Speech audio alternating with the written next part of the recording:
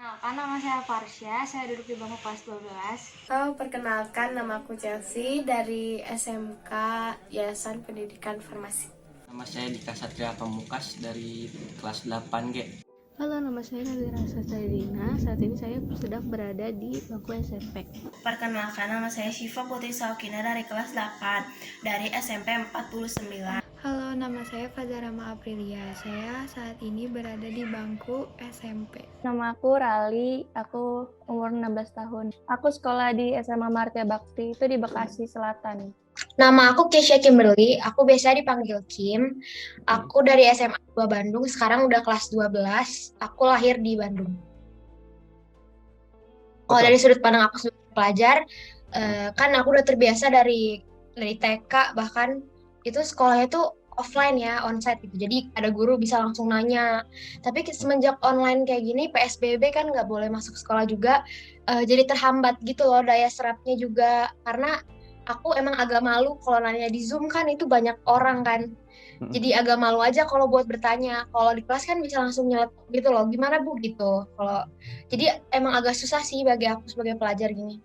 Kalau menurut saya sih agak terganggu ya, karena kan setiap orang juga punya keperluan masing-masing. Jadi karena adanya pandemi itu kayak gak bebas gitu. Jadi kayak terganggu gitu mau kemana-mana tuh. Sejujurnya, misalkan kayak aktivitas aku kalau lagi kayak ekskul misalkan, ya itu kan ekskul suka ada kayak pertemuan-pertemuan gitu ya Kak. Jadinya itu kayak kadang suka pertemuannya jadi kayak terbatas gitu loh. Jadi kayak kurang maksimal gitu menurut aku. Dampak positifnya kita jadi lebih aman karena nggak berkerumun sama orang, jadi mengurangi resiko untuk tercemar gitu. Kalau dampak negatifnya yang aku rasain, kita jadi jarang bersosialisasi sama orang, terus juga jadi lebih tertutup gitu. Jadinya ngerasa agak gak nyaman aja kalau lagi ketemu orang. Dengan melakukan kegiatan yang positif bersama keluarga dan melakukan kegiatan yang menyenangkan, sehingga kegiatan di rumah selama pandemi menjadi lebih menyenangkan, tidak membosankan. Kalau saya keluar tuh harus pakai prokes, sekolah pun harus lewat Zoom meeting, kalau ketemu teman pun cuma di sosial media. Aku mau jalan-jalan bebas tanpa pakai masker, ngumpul lagi sama teman-teman tanpa ada rasa khawatir gitu. Bisa ngumpul lagi sama keluarga besar. Pastinya kalau yang paling pertama tuh pengen buka masker gitu pas keluar ruangan, apalagi pas jalan-jalan keluar gitu.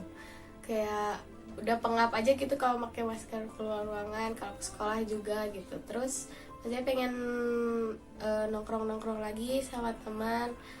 Soalnya kan pas pandemi itu kebanyakan kafe-kafe ditutup gitu, terus tempat pembelajaran umum juga kebanyakan ditutup gitu. Jadinya pengen lebih sosialisasi lebih banyak lagi sama teman-teman, sama orang-orang.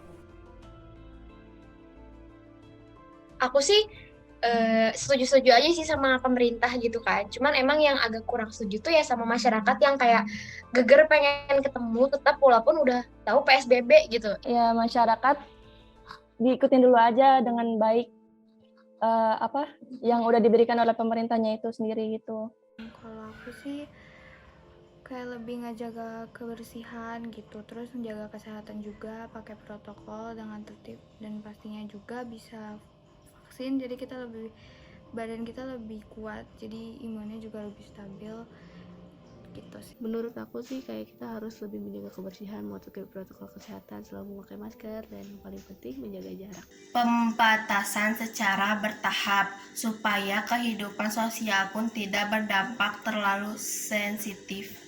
Saya yang zona hijau ditiadakan pembatasan sosial hanya di zona yang merah, dan zona hijau pun harus sadar diri untuk menjaga prokes. Menurut aku sih penanganan buat saat ini udah cukup baik ya. Cuman kalau kedepannya kayaknya cuman ngasih saran kalau misalkan ada zona merah itu ya cuman zona merahnya aja gitu yang dikasih aturan-aturan tertentu, tapi kayak zona hijaunya udah nggak usah dikasih peraturan yang aneh-aneh gitu.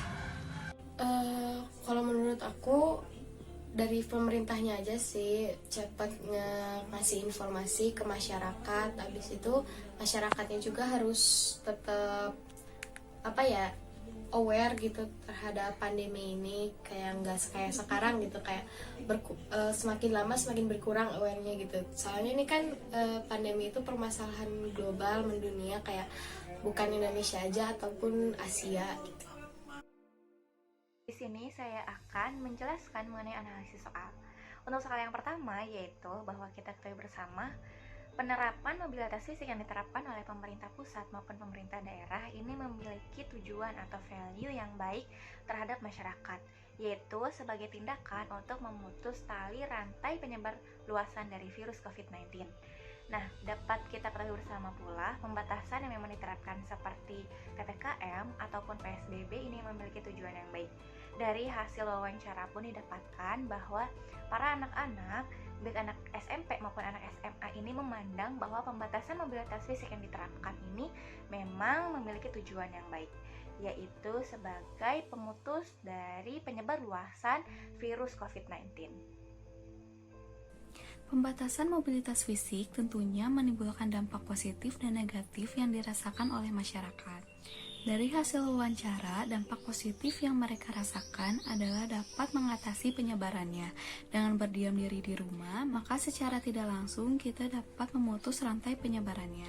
Selain itu, dampak negatif yang mereka rasakan adalah menjadi sulit untuk bersosialisasi dan melakukan aktivitas pun menjadi lebih terbatas, hanya bisa dilakukan secara online. Dengan adanya dampak dari pembatasan mobilitas fisik, masyarakat perlu mencari cara untuk dapat mengatasinya.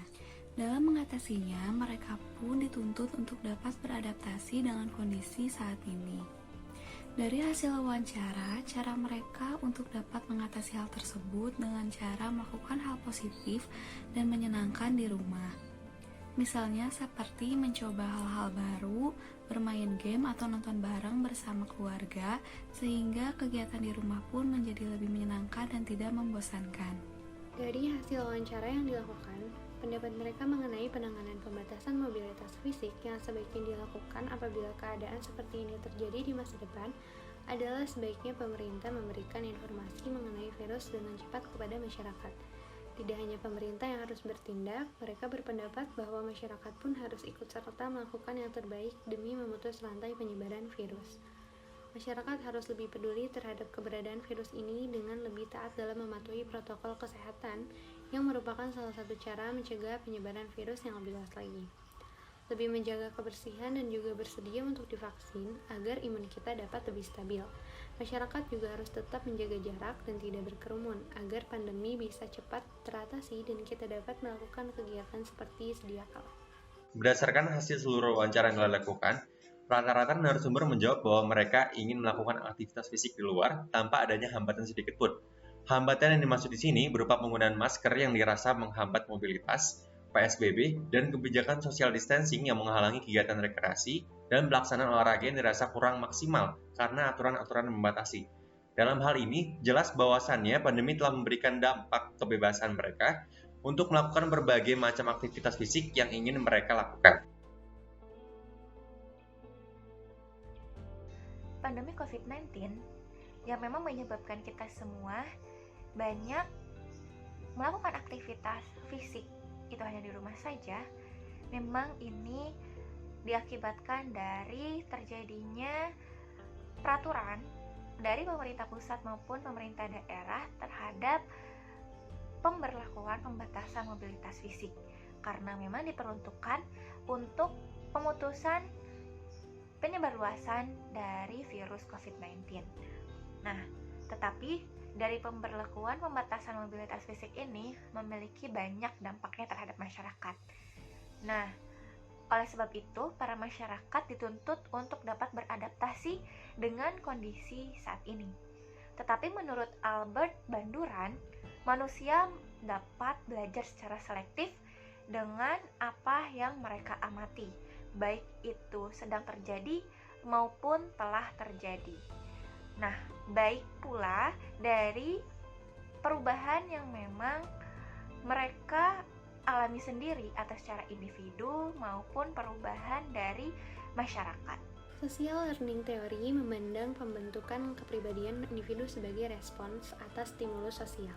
Ia menekankan konteks sosial alih-alih isi batin dari setiap individu. Teori ini menekankan bahwa identitas individu bukan hanya merupakan hasil alam bawah sadarnya atau subconscious, melainkan juga karena respons individu tersebut atas ekspektasi-ekspektasi orang lain. Jadi dapat dikatakan bahwa perilaku dan sikap seseorang dapat tumbuh karena dorongan atau peneguhan dari orang-orang di sekitarnya. Dapat dilihat dari hasil wawancara yang telah kami lakukan terhadap siswa yang sedang menduduki bangku sekolah menengah pertama dan sekolah menengah atas. Mereka dapat beradaptasi dengan keadaan yang serba terbatas ini karena adanya pandemi COVID-19. Mereka dapat memahami bahwa adanya peraturan pembatasan mobilitas fisik yang ditegakkan oleh teori social learning menjelaskan bahwa manusia akan senantiasa mengamati orang lain yang ada di sekitarnya. Walaupun saat ini sedang dihadapkan dengan pandemi COVID-19 yang dimana pembatasan mobilitas fisik menjadi penghalang untuk melakukan aktivitas di luar rumah. Pada dasarnya, manusia mempunyai kemampuan untuk berpikir dan mengatur diri sehingga dapat mengontrol lingkungan. Sebaliknya pula, lingkungan juga dapat mempengaruhi manusia. Tingkah laku manusia merupakan interaksi di antara 3 variabel. Yang pertama lingkungan, kedua individu, dan ketiga perilaku. Teori ini menekankan pada komponen kognitif dari pemikiran individu terhadap suatu hal hingga akhirnya menghasilkan sebuah pemahaman dan evaluasi mengenai hal tersebut. Dengan begitu, perilaku dipelajari individu melalui sebuah interaksi dengan lingkungan dan perkembangan kepribadiannya pun tergantung pada interaksi tersebut. Sekian video dari kelompok kami, kurang lebihnya mohon maaf. Assalamualaikum warahmatullahi wabarakatuh.